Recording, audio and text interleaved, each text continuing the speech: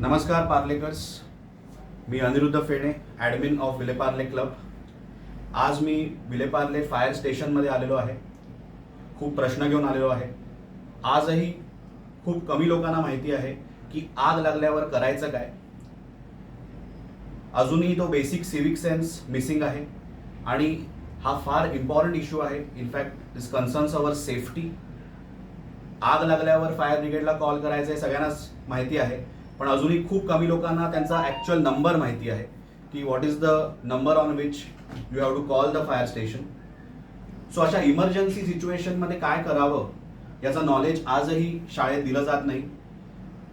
So as the admin of Vile Parle club माझ्या मनात असे काही प्रश्न आहेत जे मला आज इकडच्या ऑफिसर्सना विचारायचे आहेत आणि आय एम शुअर की तुमच्या मनातही असे काही प्रश्न असतील जे आपण आज इथे विचारू. याच्याने असं होईल की एक सिविक सेन्स क्रिएट होईल. तुम्हालाही एक नॉलेज मिळेल की फायर सेफ्टीच्या दृष्टीने. प्लस आपले हे जे ऑफिसर्स आहेत ते फक्त इमर्जन्सीच्या वेळी आपण त्यांची आठवण करून फायदा नाही, एरवीही आपण त्यांच्या टचमध्ये राहू शकतो हेही तुम्हाला कळेल. इनफॅक्ट तुम्ही तुमच्या फॅमिलीला, मुलांना इथे फायर स्टेशन दाखवायला घेऊन येऊ शकता. ऑफिसर्सला भेटून त्यांच्याशी डिस्कशन करू शकता. सो आधीपासून जर आपण अलर्ट असू की काय केलं पाहिजे तर it can save lives in emergency situations. Plus आपण फायर डिपार्टमेंटला कशी मदत करू शकतो ॲज सिटिझन्स हेही आपण त्यांना आज विचारू. सो आज मी इथे आहे with senior station officer Rajesh शिंदेजी बरोबर. ते केईस्ट वॉर्डचे कंप्लायन्स ऑफिसरही आहेत. सो माझ्या मनातले काही प्रश्न, तुमच्या मनातले काही प्रश्न मी आज यांच्यासमोर ठेवणार आहेत आणि ते आपल्याला आज सांगणार आहेत की हाऊ फायर सेफ्टी टॅकल करता येईल आपल्याला, फायर सेफ्टीचे इश्यूज कसे आपण टॅकल करू, प्लस त्यांचे काय एक्सपेक्टेशन्स आपल्याकडनं आहेत हेही त्यांच्याकडनं जाणून घेऊ. प्लस फायर डिपार्टमेंट काय सर्व्हिसेस देतं किंवा त्यांच्या काय डिफिकल्टीज आहेत त्या आपण आज जाणून घेऊ. सो आज मी इकडे आहे राजेश शिंदेजी बरोबर. नमस्कार. सो पार्लेकरांचे काही प्रश्न आहेत जे आज तुम्हाला विचारणार आहे. सो आय होप तुम्ही उत्तर द्याल. शुअर. सो आज आपले सगळे पार्लेकर्स तुमच्याशी संवाद साधणार आहेत माझ्या थ्रू. सो पहिला प्रश्न माझा असा आहे की तुम्ही काय सर्व्हिस देता, म्हणजे फायर डिपार्टमेंटचे सर्व्हिसेस काय काय आहेत? ओके. फायर डिपार्टमेंट सगळ्यांना माहिती आहे, मुंबई अग्निशमन दल. थोडीशी प्रस्तावना सांगतो की मुंबई अग्निशमन दलाचा 130 वर्ष जुना इतिहास आहे. ब्रिटिशांनी स्थापन केलेली ही संस्था आहे. ती पूर्वी पोलिसांकडे होते, तिकडनं ती महानगरपालिकेकडे आली. आता महानगरपालिकेचं जे काही अत्यावश्यक सेवेची खाती आहेत त्याच्यामधलं सर्वात महत्त्वाचं खातं हे मुंबई अग्निशमन दल आहे. मुंबई अग्निशमन दल हे अग्निशमनाचं काम करतं. म्हणजे ज्या ठिकाणी आग लागते त्या ठिकाणी मुंबई अग्निशमन दलाची संपूर्ण टीम त्यांच्या संपूर्ण वेगवेगळ्या वाहनांसहित, वेगवेगळ्या रेस्क्यू टीम सहित तिकडे जाते आणि मुंबईतल्या शहरांच्या नागरिकांसाठी हेल्प देते, मदत करते. पण मुंबई अग्निशमन दल फक्त अग्निशमनाचीच फक्त सेवा पुरवते असं नसून आगीच्या व्यतिरिक्त सुद्धा आमची बरीच सेवा या दला मार्फत नागरिकांना दिली जाते. ओके.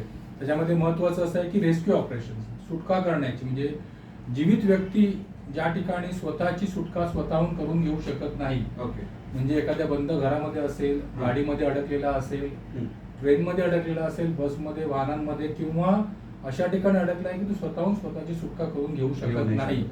अशा ठिकाणी जर आम्हाला पाचारण केलं गेलं तर मुंबई अग्निशमन दलाकडे अतिशय सुसज्ज असे आंतरराष्ट्रीय दर्जाचे रेस्क्यू इक्विपमेंट्स आहेत. त्याच्याद्वारे आम्ही लोकांची सुटका करू शकतो. त्या व्यतिरिक्त आपण पक्षी आणि प्राणी हे पण जीवित आहेत, त्यांची पण आम्ही खूप काळजी घेतो आणि त्यांच्याबद्दल सुद्धा कुठल्या प्रकारची जर अडचण आली नागरिकांना पक्ष्यांच्या सुटकेसाठी, प्राण्यांच्या सुटकेसाठी, तरी मुंबई सेवा पुरवते. ही झाली इमर्जन्सी बाबतीत. म्हणजे ज्या वेळेला इमर्जन्सी होते, काहीतरी दुर्घटना घडली आणि त्यानंतर सेवा आहे. पण या व्यतिरिक्त जाऊन सुद्धा की मुंबईमध्ये वेगवेगळ्या ठिकाणी वेगवेगळ्या प्रकारच्या फायर सेफ्टी, अग्निशमन दलाच्या दृष्टीने एखादी जागा फायर सेफ करण्यासाठी ज्या काही रिक्वायरमेंट द्यायच्या आहेत, ज्या काही गरजेंची पूर्तता करायची आहे, त्या प्रकारच्या वेगवेगळ्या प्रकारची NOCs किंवा ते रिक्वायरमेंट लेटर्स पण इश्यू करते. तुम्हाला वेगवेगळ्या ठिकाणी इव्हेंट्स तयार करायचे, इव्हेंट्स भरवायचे, ग्राउंड्सवर इव्हेंट्स भरवायचे, मोठमोठ्या बँक्वेट हॉलमध्ये किंवा वेगवेगळ्या ठिकाणी वेगवेगळ्या प्रकारचे ट्रेड्स असतात. त्यासाठी ज्या काही अग्निशमन दलाच्या दृष्टीने सुरक्षिततेचे उपाय करायचे आहेत त्याची पण आम्ही तुम्हाला माहिती देतो. देतो. अशा प्रकारे बऱ्याच प्रमाणामध्ये आम्ही काम करतो. याच्या व्यतिरिक्त अवेअरनेसचं काम पण आता आम्ही गेल्या 10-12 वर्षापासून खूप सिरियसली घेतलेलं आहे. कारण मुंबई शहर जे असं आहे की ज्याची वाढ जी होते ती जागेच्या अभावी व्हर्टिकली आपण जास्त बरोबर, वर्टिकली वाढतोय. तर त्याच्यामुळे त्याची जे काही अग्निशमन च्या दृष्टीने ज्या काही सुरक्षितता त्याच्यामध्ये पाहिजेत, कारण ती रिस्क वाढते. आपण जसं वर जातो तशी त्याप्रमाणे रिस्क वाढते, जीवाची त्याच्यामध्ये रिस्क येऊ शकते. तर त्यावेळेला काय करायचे आहे किंवा त्या इमारतीमध्ये कुठल्या प्रकारची यंत्रणा बसवल्यानंतर तुम्ही अग्निसुरक्षेच्या दृष्टीने सेफ राहाल, ओके, ह्या ज्या गोष्टी आहेत त्या पण आम्ही बघतो.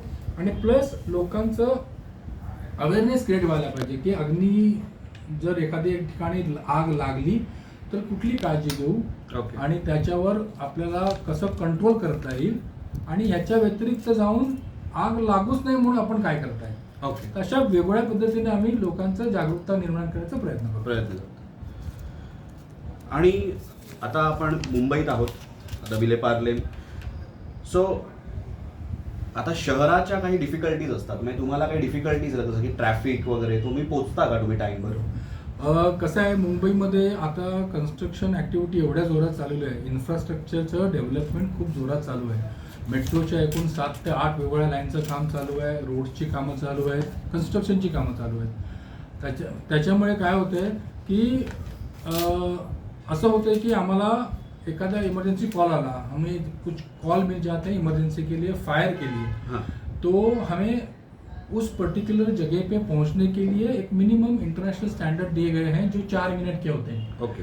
बट हमारी जो सुविधा है वो इतनी फुल प्रूफ नहीं है, क्योंकि हमारे पास सिर्फ 35 फायर स्टेशन है, जहाँ पर 104 या 110 के करीब फायर स्टेशन होने चाहिए, लेकिन 35 फायर स्टेशन है. तो हम लोग के 2 फायर स्टेशन के बीच में डिस्टेंस ज़्यादा है. और खासकर सबब में ये डिस्टेंस ज़्यादा होते हैं और सबब में ट्रैफिक की भी उतनी भी ज़्यादा डिफिकल्टी आती है. तो हम लोग का जो रिस्पांस टाइम है वो ट्रैफिक की वजह से और डिस्टेंस 2 फायर स्टेशन के बीच में डिस्टेंस ज़्यादा होने की वजह से बहुत ज़्यादा हो जाता है. तो दिक्कत ये होती है कि वो जो सीवियरिटी ऑफ फायर है या सीवियरिटी ऑफ इमरजेंसी है वो ज़्यादा हो जाती है, वो बढ़ जाती है. तो वो हमें दिक्कत है कि हम लोग का रिस्पांस टाइम ज़्यादा हो जाता है और फायर की सीवियरिटी बढ़ जाती है. तो उसमें थोड़ी दिक्कत होती है कि लोगों को ऐसा लगता है कि फायर रिस्पॉन्ड नहीं कर रहा है. ये सही बात नहीं है. रिस्पॉन्स बहुत जल्दी हो जाता है, 1 मिनट के अंदर हमारी गाड़ी फायर स्टेशन से बाहर निकल जाती है. बट जो ट्रैफिक की इंसिडेंस है, जहाँ पर प्रॉपरली अभी भी डिसिप्लिन ट्रैफिक मुंबई में नहीं है. इमरजेंसी व्हीकल जैसे फायर इंजन हो, एम्बुलेंस हो, उनके लिए अलग से रास्ते, डेडिकेटेड लेन्स नहीं है. तो डेडिकेटेड लेन्स नहीं होने की वजह से लोगों का जो ट्रैवलर्स है, जो कार्स में सफ़र करते हैं, उनका ट्रैफिक के लिए इमरजेंसी व्हीकल को अलग से जगह देने का वो अवेयरनेस अभी तक जनरेट नहीं हुआ है. तो उसकी वजह से हम लोग को दिक्कत आती है. इनफॅक्ट मी आत्ता इकडे येतानाच बघितलं की एक ॲम्ब्युलन्स ट्रॅफिकमध्ये अडकली. So that is a sad scene. Very sad, very sad. आणि आपलं फायर स्टेशन्स जे आहेत आपल्या इंडियामध्ये ते किती इक्विप्ड आहेत, म्हणजे इंटरनॅशनल स्टँडर्ड्स प्रमाणे? इंटरनॅशनल स्टँडर्ड्स अगर बघायला गेलं तर आपल्याकडे मुंबई हे खूप जास्त इम्प्रूव्ड आहे आणि खूप जास्त वेल इक्विप्ड आहे इंडियाच्या, भारताच्या इतर शहरांपेक्षा. मुंबईमध्ये आपण ज्या काही इक्विपमेंट्स आणतो ती बरीचशी इक्विपमेंट्स इंटरनॅशनल स्टँडर्डने जे काही रेकमेंडेशन केलेलं त्याप्रमाणे आणतो. आपली जी काही रेस्क्यू लॅडर्स आहेत, ज्याला आपण एरियल लॅडर प्लॅटफॉर्म ALP म्हणतो किंवा हायड्रॉलिक प्लॅटफॉर्म म्हणतो, की आपल्याकडे एक 90 मीटर हाईटपर्यंत रेस्क्यू करू शकू असं एक लॅडर हायड्रॉलिक प्लॅटफॉर्म आपल्याकडे आहे. 90 मीटर म्हणजे आपण साधारणपणे 29 ते 30 फ्लोअरची हाईट बघतो. वर्ल्ड ओव्हर 115 मीटरपर्यंत फक्त टेक्निकली मॅन्युफॅक्चरिंग पॉसिबल आहे, त्यात ती 90 मीटरची आपल्याकडे आहे. एशियामध्ये 2nd नंबर, जपाननंतर आपल्याकडे ती लॅडर अवेलेबल आहे. त्यामुळे त्या प्रकारची इक्विपमेंट्स, लॅडर्स आपल्याकडे खूप फायर स्टेशनमध्ये अवेलेबल आहेत. याच्याबरोबरच रेस्क्यू इक्विपमेंटसाठी लागणारी वेगळ्या प्रकारची रेस्क्यू व्हॅन आपल्याकडे अवेलेबल आहे. या रेस्क्यू व्हॅनमध्ये आमच्याकडे अशा प्रकारे आपण ती डिझाईन केलेली आहे की ती जी व्हॅनमध्ये लागणारी इक्विपमेंट्स आहेत ते आपण स्पेशली मेड टू ऑर्डर डिमांडवर भरून आपण जर्मनीमधनं मागून घेतलेली आहे. जर्मनी.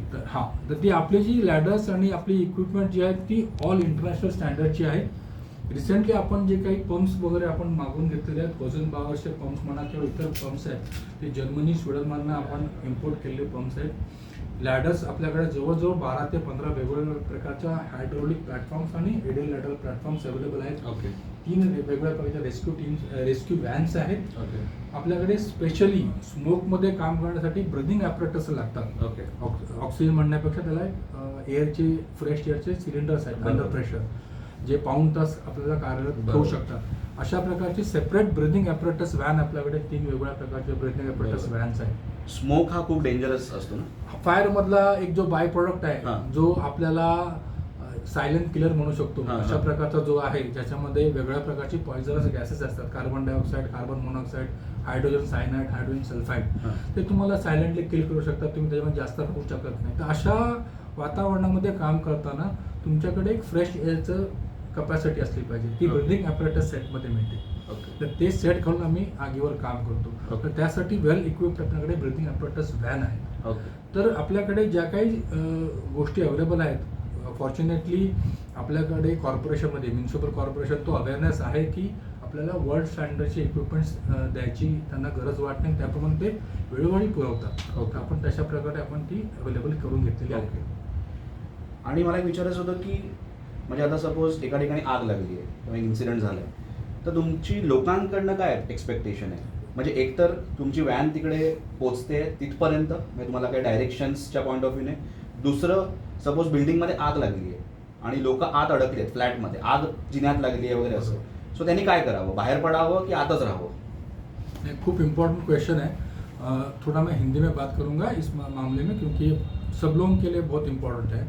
तो यह है कि जब आग लगती है तो हम लोग, जैसे मैंने अभी कहा कि रिस्पॉन्स टाइम है जो 4 मिनट्स का आइडियली होना चाहिए. अनफॉर्चुनेटली मुंबई में हम लोग वो मेंटेन नहीं कर पाते. हम लोग उसको कोशिश करते हैं कि उसके नज़दीक जाएं, बट वो 10-15 मिनट का जो अगर समय लगता है तो उसमें हम एक्सपेक्ट करते हैं कि एट द साइड जहाँ पे फायर हुआ है, कि वहाँ पर जो लोग हैं वो तो सबसे पहले पैनिक क्रिएट ना करें. पैनिक से क्या होता है, अफवाह फैलती है और अलग अलग टाइप के रॉन्ग मैसेजेस सोशल मीडिया पे चले जाते हैं. फर्स्ट वो होना चाहिए. सेकेंडली, अगर वहाँ पर आप फायर अगर छोटे स्वरूप में है तो उसको बुझाने की कोशिश करें, जैसे फायर एक्सटिंग्विशर से, या फायर इंस्टॉलेशन जो बड़ी बड़ी बिल्डिंग्स में जो है फायर होजेस होते हैं, या उसमें उसका इस्तेमाल करके सिक्योरिटी आपके पर्सनल जो ट्रेंड है उनसे आप करें, या फिर खुद को पहले सेव करने की कोशिश करें, और हो सके तो आपके नेबर्स, आपके रिलेटिव्स को सेव करने की कोशिश करें, और उस फायर अफेक्टेड जगह से बाहर प्लेस ऑफ सेफ्टी, जैसे हम लोग ground level pay place of safety बोलते हैं, ओपन टू एयर, जहाँ पर आप सेफ महसूस करें वहाँ पे जाने की कोशिश करें. उसमें 2 चीज़ें आपको करनी है. अगर आपके घर में, फ्लैट में अगर फायर है, आप उसको बुझा नहीं पाते, तो उसमें ज़्यादा कुछ कोशिश करने की ज़रूरत नहीं है. फायर वगैरह आएगी, अपना काम करेगी.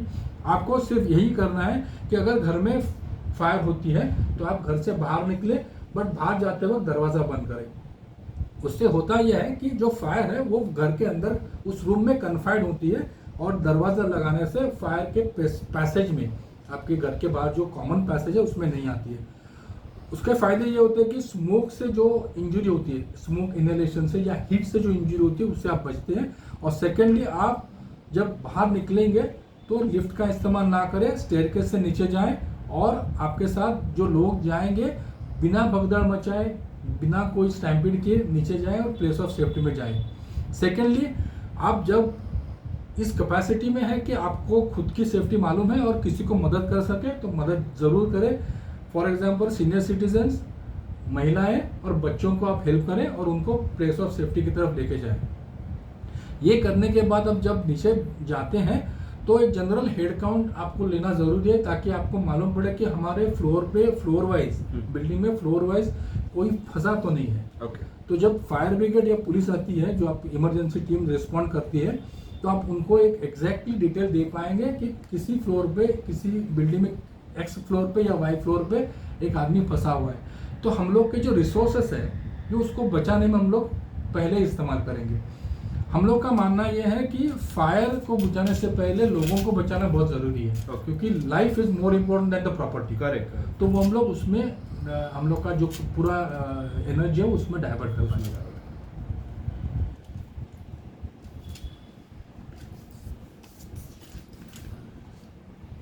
जर जिन्यातच आग लागली तर?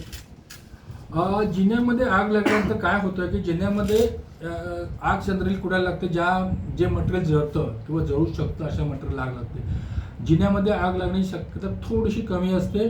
हा थोडासा एक्सटेंडेड फायर म्हणू शकतो की फ्लॅटमध्ये फायर लागलाय, तो फ्लॅटची फायर डोअरमध्ये आली आहे, डोअर आपला कोलॅप्स झालाय आणि ती फायरच्या फ्लेम्स जिन्यापर्यंत गेल्या। तर ती पॉसिबल आहे। जिन्यामध्ये एक मात्र डेफिनेटली होऊ शकतं की तुमचं स्मोक आणि हीट मात्र जाऊ शकते, okay, so which can travel. बरोबर. सो डेफिनेटली आपल्याला तिकडे फ्लेमपेक्षा जास्त जी रिस्क आहे ती हीट आणि स्मोकची Smokeची आहे। आहे. तर ती तुम्हाला तिकडे जाणवणार, तिकडे ती काळजी घ्यायला पाहिजे। त्याच्यामध्ये तुम्ही काय करू शकता की स्मोक हा लाइटर दॅन एअर आहे, हवेपेक्षा हलका आहे, तो सिलिंग लेवलला अॅक्युमुलेट होणार आहे। ओके. तर तुम्ही जर तुम्हाला स्टेअरकेस मधनं किंवा पॅसेज मधनं जर ट्रॅव्हल करायचं असेल तर तुम्ही जमिनीकडे जेवढं झुकून रांगून म्हणा किंवा क्रॉलिंग करून जाऊ शकलात तर त्या पद्धतीने गेलात तर तुम्हाला स्मोकचा जो Smokeचा effect effect आहे तो येणार. कमी येणार।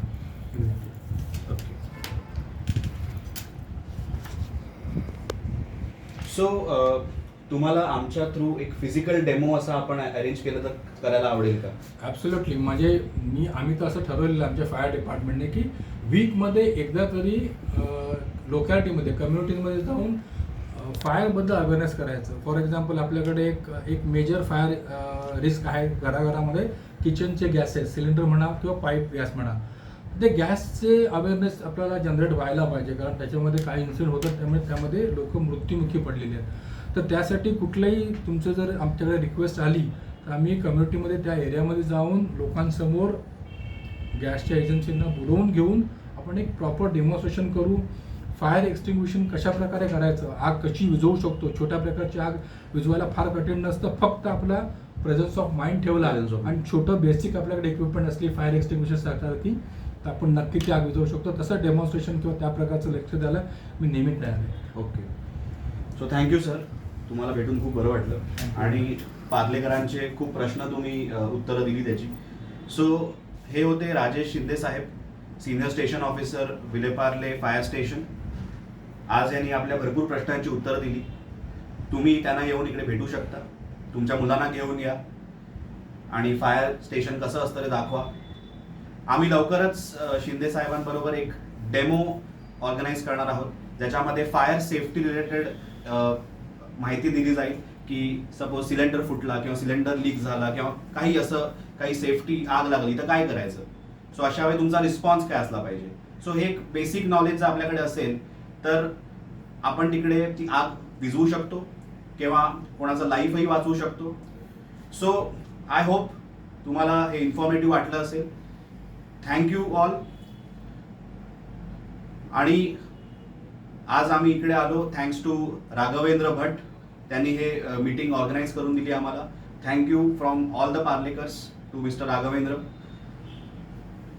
नमस्कार, धन्यवाद, थँक्यू, धन्यवाद।